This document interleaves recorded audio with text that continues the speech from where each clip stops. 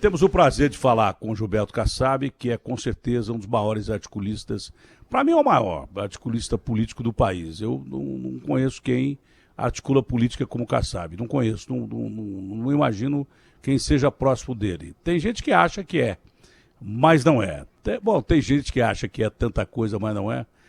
Mas é um prazer falar com o seu partido foi muito bem nas eleições, saiu fortalecido das eleições e como é que o senhor vê o Brasil com essas eleições municipais projetadas para as eleições majoritárias de 2022, como é que o senhor analisa o quadro político do Brasil? O senhor é a pessoa ideal para isso. Bom dia, é um prazer em falar com o senhor. Bom dia, Datena, prazer é todo meu estar conversando com você, aqueles que o acompanham sempre. É uma eleição muito importante. A eleição municipal sempre sinaliza o que pode acontecer nas eleições presidenciais e de governador 2 anos depois. Isso não quer dizer que é algo vinculado, necessariamente vai acontecer. Mas o eleitor brasileiro, ele deu uma demonstração de que ele quer um pouco mais de paz, de equilíbrio, de propostas consensuais. Ele votou pela não ruptura. Aqueles candidatos que estavam vindo com o prendo, com o arrebento, vamos explodir tudo, está tudo errado. É evidente, Datena, que tem coisa errada no Brasil. Tem coisa errada nos municípios, nos estados. Mas o Brasil avançou muito, é um dos grandes países do mundo. E o eleitor, eu acho que ele quis dar um basta naquele espírito dos aventureiros, né, que aparecem prometendo salvar a pátria. E isso ficou muito claro. Os candidatos que querem disputar 2022 e não se prepararem para ter uma harmonia com essa posição do eleitor, eles podem quebrar a cara. Eu me lembro se você que o tem Lula... essa visão. Eu tenho total visão, aliás, é tema do meu comentário já escrito. Que dia que é hoje? Hoje é terça-feira, cara? Então é tema do meu comentário do Jornal Metro. Então é tema do meu comentário, é que eu trabalho de domingo, sábado, eu perco a noção do tempo. Né? Então eu não sei que dia é que dia. Porque eu não tenho folga. Essa pandemia a gente não sabe mais que dia que é. Tá tudo misturado. Eu não tive folga no domingo, eu trabalhei no Band de Eleições, então para mim hoje qualquer dia é dia. Mas é tema do meu comentário hoje do Jornal Metro, que eu botei lá, venceu a democracia. E que tanto os candidatos, muito à extrema-direita ou à extrema-esquerda, esses candidatos naufragaram. Né? O que deu certo foi a moderação, centro-esquerda até admitindo, centro-direita até admitindo, centro exatamente centro, mas os extremismos foram jogados para fora da nossa eleição. Eu lembro que o Lula, para ser eleito, teve que... aquela história de Lula light, que nem margarina, entendeu? Mas a moderação... Lula light não, Datena. O Lula, ele foi buscar o Zé de Alencar para ser o vice dele. É verdade. Isso é que baixou a bola, né? Esse baixou bem a bola. Aliás, o Zé também era um cara que era extrema calma e coragem. Porque é mais ou menos o que é o prefeito de São Paulo. Porque você, para ser corajoso, você não precisa gritar, né? Você não precisa espernear. O cara de atitude firme geralmente fala baixo. O cara que tem atitude firme, correta e é conciso, ele fala baixo. Quanto mais baixo o cara fala, mais medo você tem que ter do cara. Eu sei porque eu sou fanfarrão, eu grito pra caramba, mas quanto mais baixo o cara fala, eu já me meti em briga pra caramba, eu só me ferrei com o cara que falava pouco. O cara que gritava que nem você, pode brigar que não tem problema. É melhor não brigar, é melhor evitar a briga, mas cara que fala baixo, você tem que tomar um cuidado terrível. E a moderação veio muito porque, prefeito, as pessoas estão escolhendo o cara que é uma figura preparada para o cargo político. Por exemplo, o Bruno tem histórico político. O próprio Boulos, né, largou a casa dele logo cedo para se meter em política. Né? E os outros todos, o Calil lá em Belo Horizonte, que aliás é do seu partido, que teve uma administração, acho que foi a melhor administração na pandemia do Brasil, foi do Calil, dessas cidades todas aqui. Né? Do país, acho que foi o Calil, que foi, e aliás, é uma liderança que já existia no seu partido e passa a ser uma liderança forte, um concorrente, por exemplo, ao governo do Estado. Com certeza é um nome a ser pensado nisso. Mas o senhor acredita que essa moderação veio por causa da pandemia e que aí o eleitor começou a escolher em quem ele confia para administrar sem provocar mais confusão do que já nós temos no mundo, né, com essas polarizações, com gente morta pra caramba, com doentes que não cabem nos hospitais.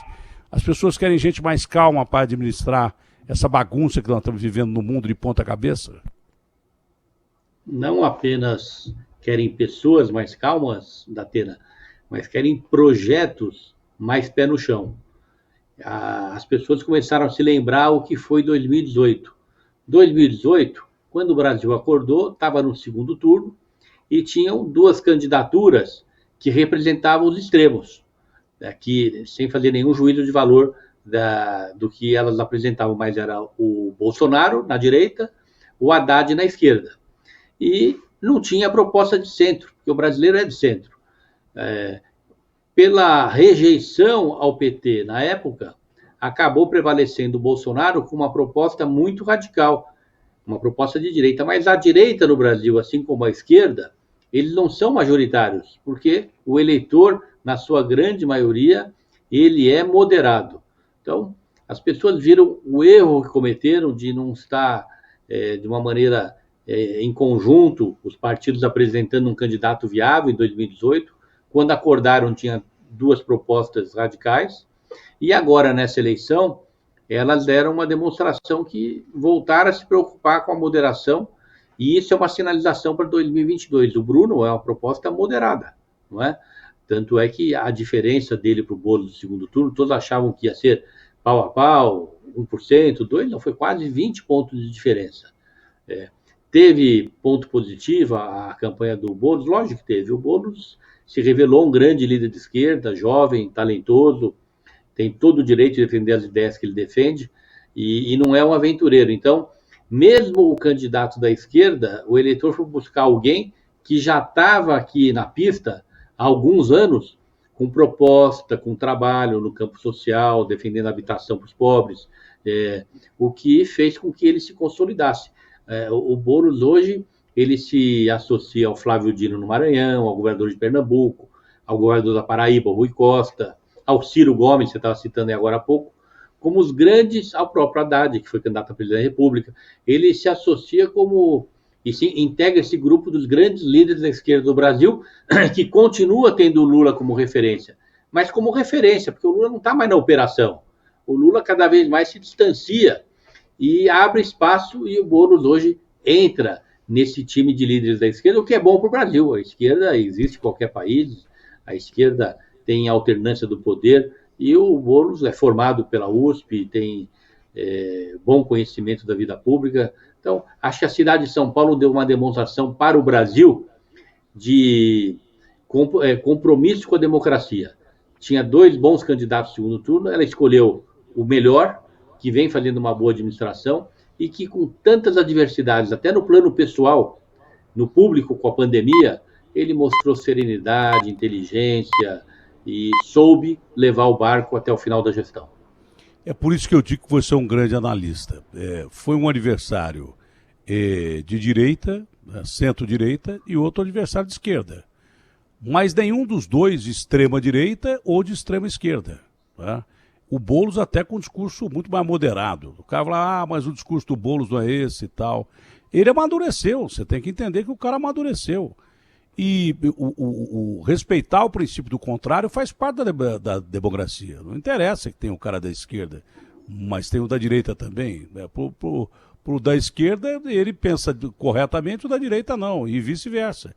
Mas respeitar o princípio do contrário é o que se chama de democracia. Tem gente que diz que não quer voto da esquerda. Agora sai correndo atrás de voto do centro, esquerda, direita e daí por diante. Não existe isso. Você escolher voto, né? Você tem que ser um bom candidato. O cara que quiser votar em você, vota em você. Pode ser muita gente de esquerda, pode ter votado do Bruno, e o contrário deve ter acontecido também. Muita gente de direita deve ter votado no Boulos. Escolheram o candidato não por polarização, escolheram o candidato por ideias e projetos. É isso que eu estou entendendo, é isso? Exatamente. Foi um segundo turno de excelente nível. Dois bons candidatos que discutiram proposta, não se agrediram no plano pessoal, a cidade ganhou, o Brasil ganhou. E tem uma novidade nessa eleição, não é, Datena, que ajudou muito a fazer com que o eleitor entendesse o que é cada partido. Foi a proibição da coligação nas eleições de vereador. Então acabou aquela festa de um partido fazer uma aliança com outro partido e ele indicava só um vereador porque ele dava o tempo de televisão e aí falava que estava vendendo o tempo de televisão para eleger esse vereador que estava na outra chapa. E o eleitor, ele era enganado porque ele votava num vereador e acabava elegendo o vereador de outro partido. Agora não. O partido que quiser se apresentar nas eleições tem que ter chapa própria, não tem coligação. Com isso fica muito mais nítido o posicionamento ideológico do partido. Eu até acho, viu, Datena, que em breve o Congresso deveria aprovar a proibição também para coligar na majoritária no primeiro turno. Fica muito mais nítido. Essa coligação no Brasil é uma jabuticaba da política brasileira. Ela descaracteriza os partidos. Como é que pode um partido existir e já de largada falar, mas não vou ter candidato, vou apoiar o candidato do outro partido? Então faz a fusão e fica com outro partido, se você acha que aquele é melhor candidato. Isso é interessante. Eu acho que devia ser assim mesmo. Porque existem coligações que não tem nada a ver. Não. Primeiro que é uma coisa clara, que você vê que partidos completamente antagônicos estão se coligando para eleger candidato e aí fazer parte do que o Bolsonaro chama de velha política, que na verdade o dividir para governar existe desde que a política existe. E desde que não haja mutreta na distribuição de cargos, que seja meritória a distribuição de cargos, que não haja dinheiro envolvido, que não haja maldade envolvida, que seja meritória a distribuição de cargos, nada contra a política dividir cargos. É por isso que o cara se coliga.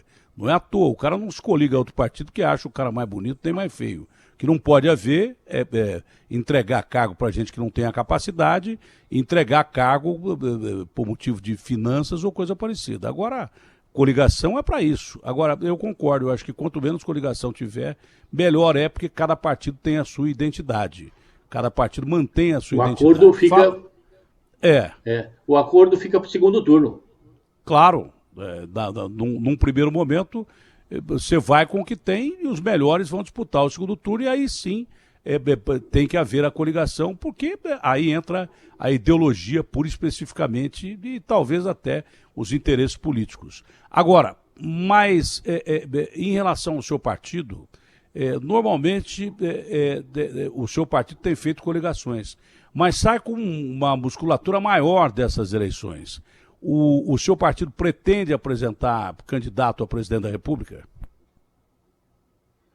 Olha, a ideia, Datena, é que a gente tenha candidatura própria. Nós temos bons candidatos a presidente da República no partido. O senhor é um deles? O Otto Alencar na Bahia. Não. A minha ideia é ficar na gestão do partido, consolidando esse crescimento. A ideia é examinar alguns nomes que podem ser candidatos a presidente da República, para examinar uma coligação, se não for viabilizado um desses nomes. Temos o Otto Alencar, na Bahia, temos o senador Anastasia, em Minas Gerais, o governador Ratinho Júnior, no Paraná, temos o deputado Fábio Tradi, o deputado André de Paula. Então, o partido vai procurar bons quadros. Na eleição passada, você sabe, né, Datena? Nós fomos procurar o Datena que não quis ser candidato a presidente. Mas é muita areia pro meu caminhão. Agora, Kassab, o detalhe é o seguinte, o Ratinho é uma figura interessante. Como ele fica ali no Paraná, tem pouca gente de olho no Ratinho. O Paraná que é um estado importantíssimo, mas não está no centro das atenções da grande mídia. O Paraná é um estado fortíssimo do agronegócio. E o Ratinho tem tido uma administração, ele já deixou de ser filho do Ratinho. E o Ratinho fala assim, o seu filho é muito melhor que você. Eu fico todo orgulhoso, que é a melhor crítica que tem. Eu falo, o seu é melhor que você. Agora, o Ratinho tem feito uma administração seríssima e muito boa no Paraná. E é uma liderança que se enquadra nesse aspecto de moderação e uma liderança jovem. O Ratinho quase não dá entrevista, diferente do pai. Ele fala pouco e trabalha bem. E tem feito um governo excepcional no Paraná. É jovem, tem boa comunicação como o pai, que é gênio, eu sou fã do Ratinho, ele tem boa comunicação, mas não gosta muito de falar, não. Ele fala quando precisa e se expressa bem. Essa é uma liderança jovem que tem que ser olhada mesmo, mas olhada com muito carinho. O Ratinho Júnior é uma liderança que tem que ser olhada com muito carinho e está dentro desse aspecto do que a gente chama de novos políticos, não de nova política, mas novos políticos dentro da política tradicional. A política do seu partido é regida pelo senhor, que é um político tradicional, mas que tem novos valores que têm que ser melhor olhados. E o Ratinho, acho que o senhor tem total razão. Esse cara pode ser um sujeito que pode representar uma grande surpresa. Eu estou falando isso pelas análises que eu tenho de amigos meus que moram no Paraná, ou que tem família no Paraná, e que ele está fazendo um governo muito bom no Paraná, vai ficar fora da grande mídia de São Paulo, Rio de Janeiro, mas o Ratinho é um nome que não pode ser desprezado. E também tem, é claro que, obviamente atrelado a ele, o pai, que é uma figura nacional e muito conhecida. Você tem toda a razão. E o Paraná hoje é um dos estados mais arrumados do Brasil. Uma gestão tranquila, a sua produção está aumentando muito, o governo do estado dá condições, ele sabe como trazer o incentivo para o empresário, não há problemas no estado, no campo político, no campo da ética, no campo moral. O partido do Ratinho no Paraná, que é o PSD, fez quase 50% das prefeituras do estado, então mostra força política, e do Paraná ele pode exportar esse modelo de gestão e de comportamento para o resto do Brasil. O Ratinho pode até não ser na próxima, se quiser será. Posso afirmar aqui para você, se o Ratinho amanhã passar a mão no telefone e falar, Kassab, consulta o pessoal do partido, eu quero colocar meu nome à disposição. Eu lhe afirmo que ele vai ter unanimidade, na semana seguinte ele já está consolidado como pré-candidato. Mas ele será ainda candidato e tem grande chance, porque ele é muito jovem, de ser presidente da República, sim, pelo seu talento, pelo que ele faz no governo do Paraná e pelo que ele faz da vida pública. Ele já foi deputado federal, deputado estadual, secretário de Estado. Não há, em todas essas passagens dele, nenhum momento que não teve eficiência, seriedade e transparência. O PSDB dessas eleições municipais se consolidou como um partido que elegeu a maior quantidade de prefeitos, mas o seu partido foi muito bem também, acho que foi o terceiro colocado, não sei, mas foi muito bem também, e sempre fez coligações. O senhor pretende apresentar um candidato ao governo de São Paulo? A ideia é ter candidatura própria em todos os estados, São Paulo também. Vamos, a partir do ano que vem, começar a examinar as alternativas, não é? Para que a gente possa ter, sim, como opção uma candidatura própria a governador, a senador, a vice-governador. O PSD, ele está entendendo que o momento de alianças no primeiro turno está ficando superado. Vê o próprio Boulos, Datena, o Boulos tinha 17 segundos no primeiro turno. A aliança política, a minha impressão, que o eleitor está perdendo o respeito, porque ele acha que a aliança é negócio. Não é. Até tem algumas que são. Eu nunca participei de nenhuma aliança, foi negócio, mas até algumas eu suponho que possam ser. Mas o eleitor, ele está achando desconfiado, que toda né? aliança é negócio. O que esse cara veja quer, aqui, né? Vamos dar dois exemplos importantes, Datena. Presidente Bolsonaro foi eleito com 5 segundos.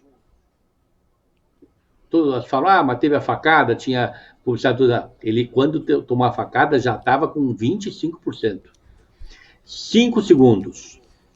Guilherme Boulos, com esse monte de adversário aí, primeira eleição dele, o Bolsonaro já era deputado há 30. O Boulos nunca foi candidato, tinha sido candidato a presidente da República, numa dificuldade muito grande de se apresentar para o Brasil inteiro. Tem razão.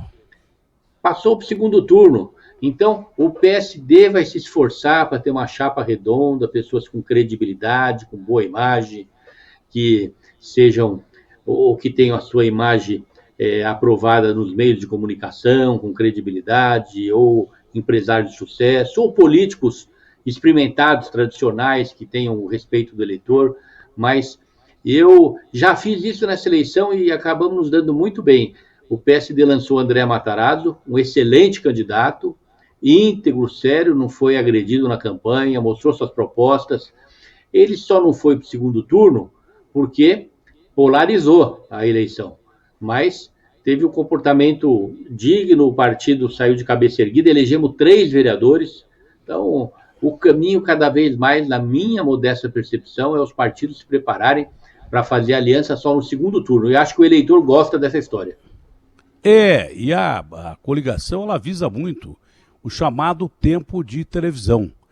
E olha, que o Boulos do primeiro para o segundo turno, que ele falou, agora o tempo é igual e tal, não mudou muito, porque o eleitor já estava definido. Os 14 minutos que ele teve de eleição significaram os mesmos 14 segundos que ele tinha de tempo de televisão. Não mudou muito o quadro do primeiro para o segundo turno em relação ao Boulos. Ele ganhou um pouquinho mais e tal, mas não foi significativa a participação dele com o tempo de televisão. Acho que você tem total razão. As pessoas estão fazendo as escolhas já baseadas naquilo que sabem do candidato. Para dizer a verdade, é claro que o tempo de televisão, a campanha, tudo isso influi. Mas as pessoas já vão mais ou menos para a eleição com o seu voto quase que definido e sem essa história de polarização. Estão escolhendo melhor os candidatos. Esse é o grande detalhe. Porque não há dúvida que o Boulos era o melhor da esquerda e não há dúvida que o Bruno representava melhor a direita, o centro ou coisa parecida. Isso aí ficou claro. E desde o começo eu tenho perguntado para as pessoas me diziam, não saía fora desse eixo. Ou era o Covas ou era o Boulos. Mas desde o começo que eu estou perguntando. E o Boulos com 14 segundos de televisão e o Covas muito mais conhecido. Agora, em relação ao PSDB, que é uma força importante, não só do Estado, mas para o Brasil, que tem o Dória como candidato a presidente. Você não acha que o PSDB arrumou uma confusão? Porque o Bruno, ele já tem musculatura para ser presidente. Se ele quisesse ser presidente, ele poderia ser candidato a presidente. Se você fizer uma pesquisa dentro do PSDB, historicamente, o Bruno talvez fosse mais aceito que o Dória. Eu acho que isso só não vai acontecer, eu não sei se você pensa assim também, porque, na realidade, o Bruno é um cara muito fiel às convicções dele. Ele diz que vai terminar a prefeitura e ele tem um outro fator que o Ratinho tem também. É jovem demais. Ele pode esperar o tempo certo. E nesse aspecto o Dória ganha um aliado importante, né? O Bruno é jovem, tem um futuro muito promissor, não é? O presente já é com muita força política, prefeito de São Paulo reeleito, não é?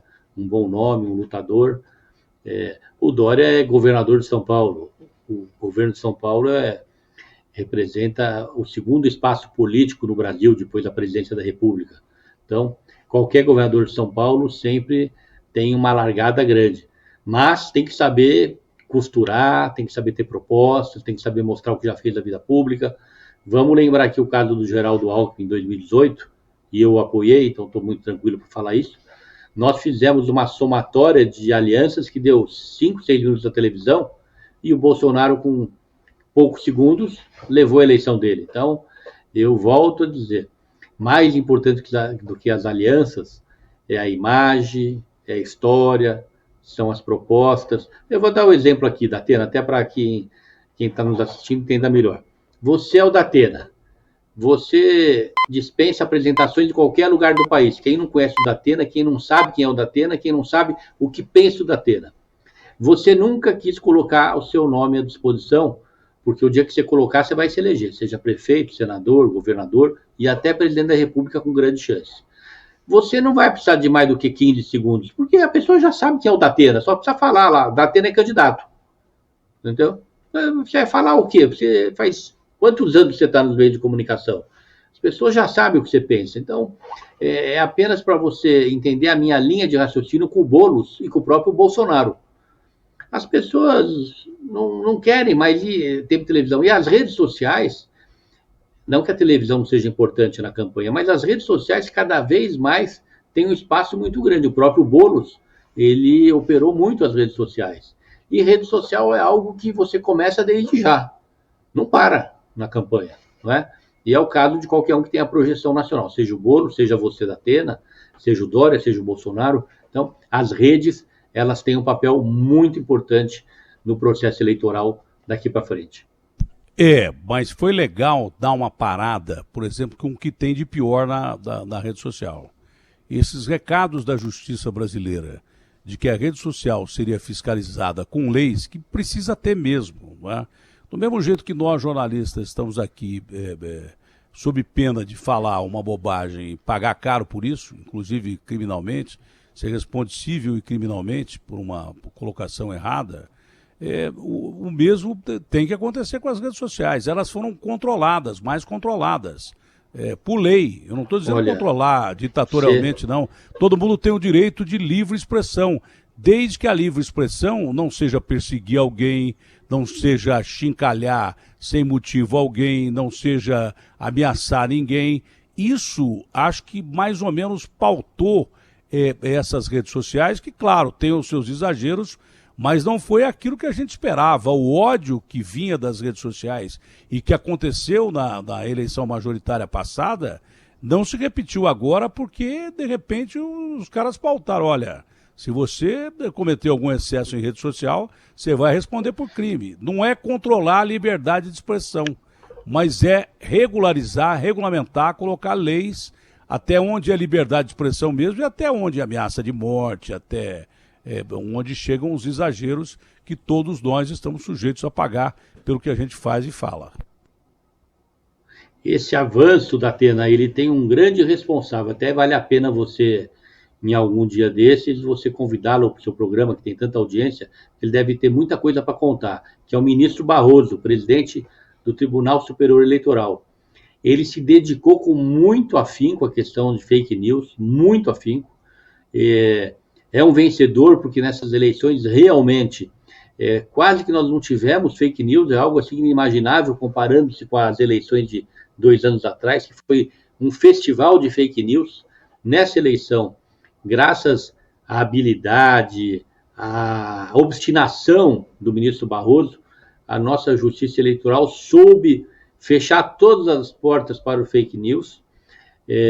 Aliás, o Tribunal Superior Eleitoral da Atena, ele é um exemplo para o Brasil. Nessas eleições, com essa pandemia, fazer essas eleições com milhões de eleitores, nós não tivemos um único problema. No Amapá, que não tem nada a ver com a justiça eleitoral, aquela loucura lá, como é que pode, no mundo que a gente vive, um Estado perder a sua energia, ter queda de energia, uma barbeiragem imensa que não existe em lugar nenhum do mundo, e que precisa ser punida exemplarmente. Então, o ministro Barroso, ele foi realmente um cão de guarda da questão das redes sociais, e ele, com toda a equipe do Tribunal Superior Eleitoral, soube enfrentar a adversidade da pandemia, tiveram coragem para jogar as eleições para frente, mas tiveram também coragem para enfrentar aqueles que queriam aquela vergonhosa ideia da prorrogação dos mandatos. Foi a palavra firme dele que possibilitou termos essas eleições. A projeção que o senhor faz hoje, e não está muito distante mesmo porque a questão da cronologia, ela ficou meio que alterada. Eu não sei de que forma, eu não sei se psicologicamente, eu não sei de que forma. A pandemia que mudou o mundo, mudou tudo no mundo. Mudou inclusive a cronologia. O tempo parece que está caminhando mais rápido.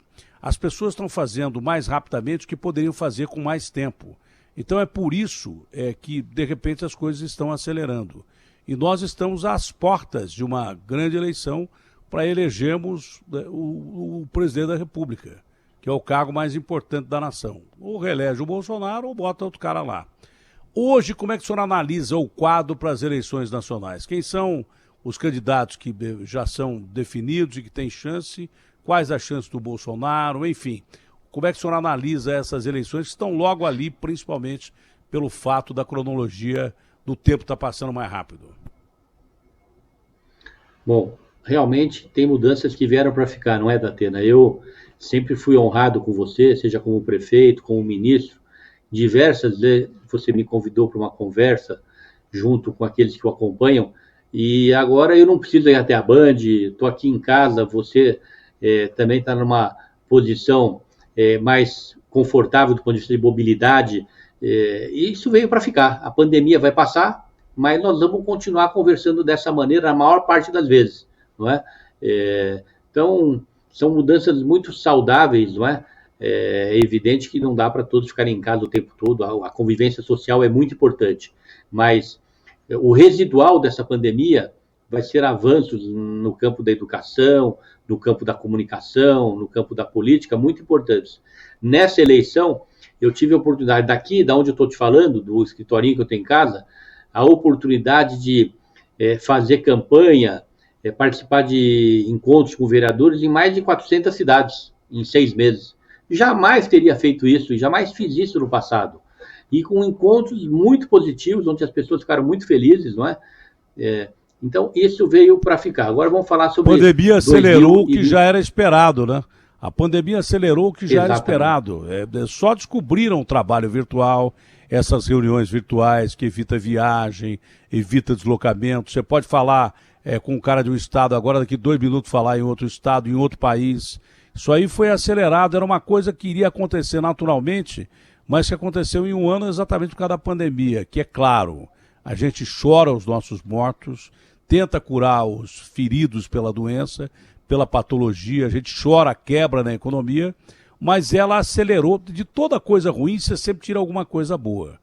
Até das grandes guerras, você teve grandes invenções, grandes descobertas científicas que, obviamente, ajudaram a salvar a humanidade mais à frente. Quer dizer que mesmo dos percalços da humanidade, dos momentos mais terríveis da humanidade, às vezes ela dá um salto para progredir e salvar vidas que você perde agora, mas lá na frente você descobre métodos de salvar essas pessoas e daí por diante. Enfim, tem que se tirar alguma coisa boa dessa situação lamentável que a gente está passando. Esse avanço se analisou muito bem, está vindo também rapidamente com a descoberta de vacinas, de novos remédios, que vão auxiliar não só contra o coronavírus, mas contra qualquer tipo de... O mundo vai estar mais preparado.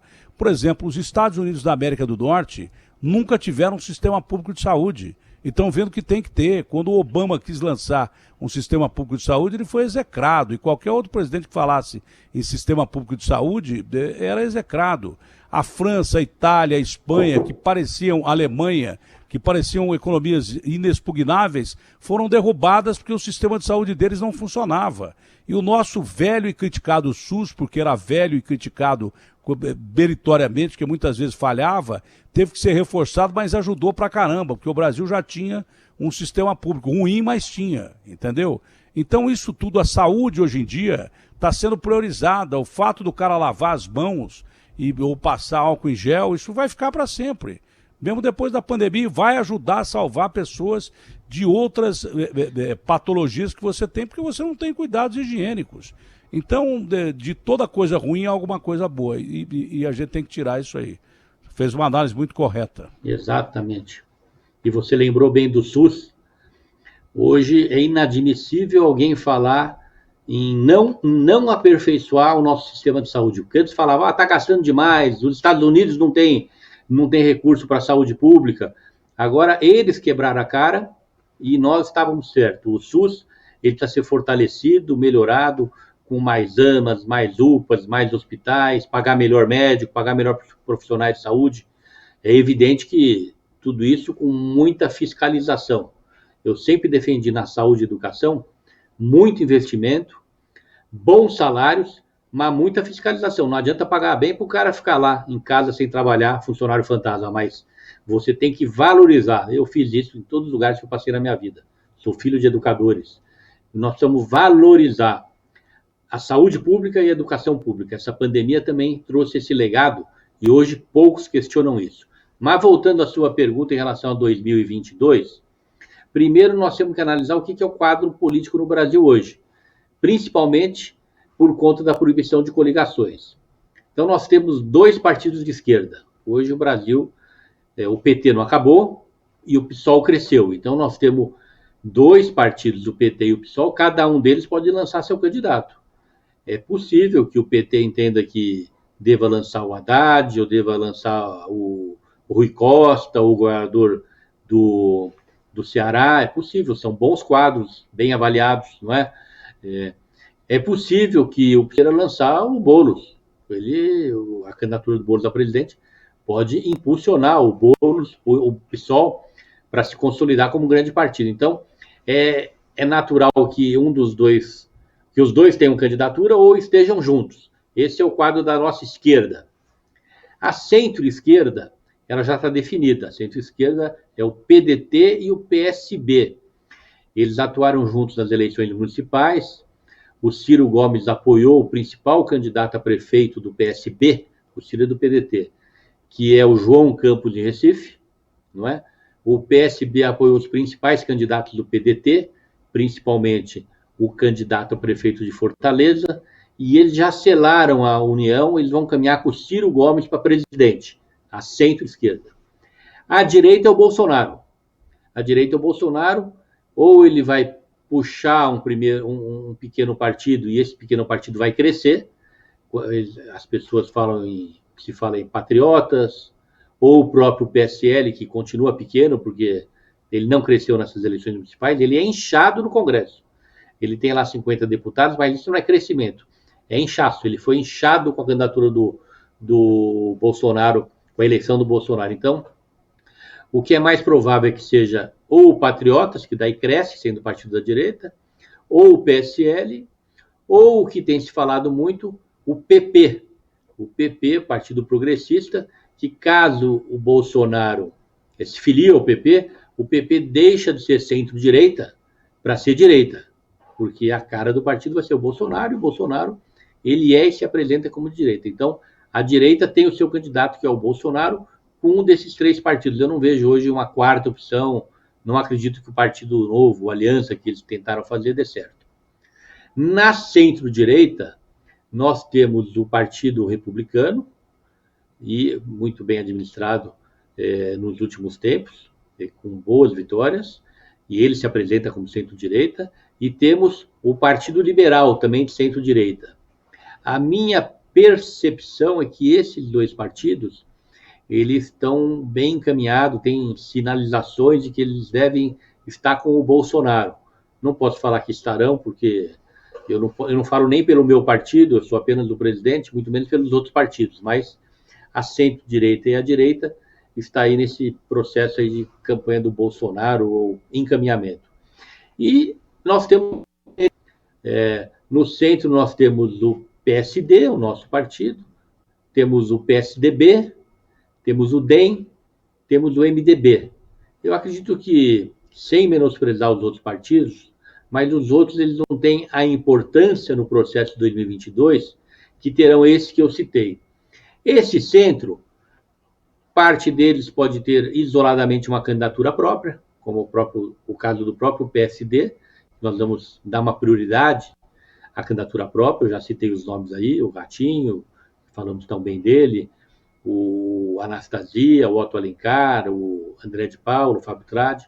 Temos o MDB, que me parece está consolidando uma aliança aí com o PSDB e o DEM, mas o MDB são pessoas que têm aquela velha guarda da política, pessoas muito experientes, que fizeram muito pelo Brasil, uma política antiga, não é? A política que é o Sarney, o Michel Temer, o Renan Calheiros, pessoas experientes, que eu não acredito que, com tanta antecedência, eles tenham já definido alguma aliança. São muito experientes para se definir com tanta rapidez assim, mas eu vejo uma tentativa de namoro explícito do PSDB, que tem o João Dória como candidato, com o DEM e com o MDB. Tem a candidatura do Luciano Huck, que pode estar se filiando a um pequeno partido buscando uma aliança como esse, ou se filiando a um desses três partidos, pelo que eu leio e ouço, não é? Mas esse é o quadro, eu não vejo nada que vá mudar, não entenda, eu acho que não haverá nenhum nome novo, até porque em 2018 também foi assim, o Bolsonaro estava na pista com 3 anos de antecedência, o Alckmin da mesma maneira. A surpresa, eu acho que com mais força que o Luciano seria o Ratinho. Eu acho. Isso eu estou apenas dizendo. Eu, quando me perguntaram quem que eu lançaria para vereador aqui em São Paulo, eu falei assim, tem o delegado Palumbo, bota o cara lá. Mas o delegado Palumbo não é conhecido. Eu falei, bota o cara lá. Pergunta para ele, é só perguntar para ele. Eu falei, o partido não acreditava. Ele foi o terceiro mais votado de São Paulo e por pouco não é o segundo. Entendeu? E com pouquíssimo tempo de televisão, com quase ninguém falando dele e tal, o cara foi o terceiro melhor colocado. Desses caras aí, eu acredito mais no Ratinho do que no Luciano, se você quiser saber. Muito mais no Uhum. Ratinho do que no Luciano. Já é, Já é já tá político, tem testado, né? experiência, tem carreira e está testado. É dentro daquilo que a gente falou. O povo não está querendo arriscar muito mais, entendeu? O povo não está. Se for para tentar Uhum. uma figura nova, é muito mais fácil o cara votar no Ratinho do que no Luciano Huck. Seria uma jogada de mestre essa do Ratinho, se ele quiser, e se o partido. O partido, você já deixou claro, né? Que o partido estaria aberto a isso, mas seria um nome novo e Exato. importante aí no quadro político, eu não tenho dúvida disso. Outro nome que nós não falamos do PSD, até porque ele acabou de ser reeleito e seria um desrespeito com o eleitor que acabou de votar nele já antes da posse discutir um projeto, mas lá na frente pode ser um player, é o próprio Alexandre Calil, prefeito de Belo Horizonte. Esse é bom também. Esse foi o que cunhou a frase aqui. O Datena, eu não invisto em respirador, Datena. Respirador não salva a gente. Quem salva a gente, o Datena, é gente. Então investir em gente. Se você botar um cara incompetente para mexer no respirador, Datena, o cara morre. Então eu não fiz um hospital de campanha, não gastei um tostão com esse negócio e investi em gente. Quando o Calil falou aqui aquela frase, aquilo foi de um impacto tão Faz grande sentido. porque refletia. É claro, o que adianta você ter 300 respiradores se você não tem gente capacitada para operar os respiradores? E houve tanta confusão com essa história de respirador, com essa história de EPIs, muita gente se meteu com o Witzel. O Witzel está caindo pelas tabelas, quase preso, por causa de hospital de campanha, por causa de golpe na saúde pública, de EPIs e daí por diante. Então, muita gente... O Calil deu um exemplo fantástico. Ele não usou um hospital de campanha, reforçou o sistema público de saúde, reforçou os hospitais e fez aí... acho que foi a maior diferença entre o primeiro e o segundo colocado do país. Foi a maior diferença. O Calil ganhou por maior diferença do primeiro para o segundo colocado do país no primeiro turno. Então, ele foi avalizado pela população que diz, olha, o Calil fez uma boa administração e foi uma administração quase que independente do governador. Quando o governador tinha uma política, ele tinha outra. Ele botou barreira sanitária na porta de Belo Horizonte e não deixava ninguém entrar ali sem um motivo explícito e natural. Então é um nome sério também. É um sujeito mais experiente, mas é um nome sério também. Agora, o Ratinho seria uma jogada genial. Viu? Você gostou do Ratinho, hein? Gostei demais, eu confio nele, é bom menino.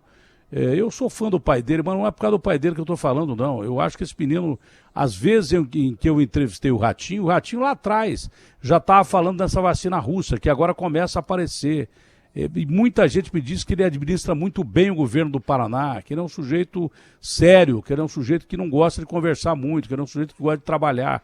E é um sujeito já testado na política. O cara que foi eleito governador do Paraná, que é um dos estados mais importantes da União, no agronegócio, é campeão mundial, e ele administrando o estado do Paraná, como é que ele está administrando, é um nome fortíssimo. E é dentro dessa política nova.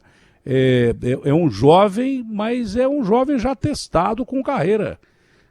Entre o Luciano Huck e ele, eu apostaria mais nele do que no Luciano Huck, com todo o respeito que eu tenho e o carinho que eu gosto do Luciano Huck como apresentador de televisão. Mas não foi testado até agora como político. Então, hoje em dia, dificilmente as pessoas querem se aventurar. Esse menino é um bom nome, é do seu partido e obviamente que depende de uma série de fatores para ele aceitar ser candidato a presidente ou não, né? Mesmo porque o Ratinho é muito ligado ao Bolsonaro. Sempre foi muito ligado ao Bolsonaro. Mas hoje ele já tem independência total para escolher o caminho que ele quer. É a mesma coisa o Boulos com o Lula. Teve uma análise política no programa de domingo, que olha, não é que o Lula vai escolher o Haddad e o Boulos vai ser candidato a governador. Eu falei, olha, eu acho que o Boulos ganhou uma musculatura tão forte nessas eleições que é o inverso aí. Eu acho que vocês estão analisando, vocês são cientistas políticos, eu não sou cientista de coisa nenhuma, nem pretendo ser. E também não sou médico, mas eu ouço médicos. Por isso que quando eu vou fazer entrevista eu ouço médicos. Eu não sou médico também. Me perguntaram outro dia se eu era médico, eu não sou. Mas eu ouço médico. Quando o médico fala, eu ouço. né? Bom, mas o lance é o seguinte, o Boulos hoje, ele pode muito mais dizer pro Lula, ó, pede pro Haddad me apoiar do que o contrário, pela musculatura política que ele ganhou. Esse é o detalhe. Ele cresceu. Bom, vamos esperar para ver. Foi uma ótima conversa. Como eu digo, eu considero o senhor o melhor articulista político que eu conheço. Pode ter alguém parecido ou empatar, mas melhor que o senhor não tem, não. Mesmo porque na época que eu me aventurei em política, eu ouvi alguns conselhos e achei que eram super adequados, fantásticos, iam na contramão de quem me dizia bobagens atrás de bobagens, que obviamente eu desprezei e utilizei alguns conselhos que o senhor me deu. Boa sorte ao senhor, boa sorte ao partido e salve a democracia. Ainda bem que o Brasil passou por eleições tranquilas, a gente precisava disso e tomara que daqui para frente até as próximas eleições e as próximas eleições a vitória seja sempre da democracia. Um abraço grande, um ótimo dia, saúde acima de tudo. Obrigado, Datena. Um abraço para você também e para todos. Abração.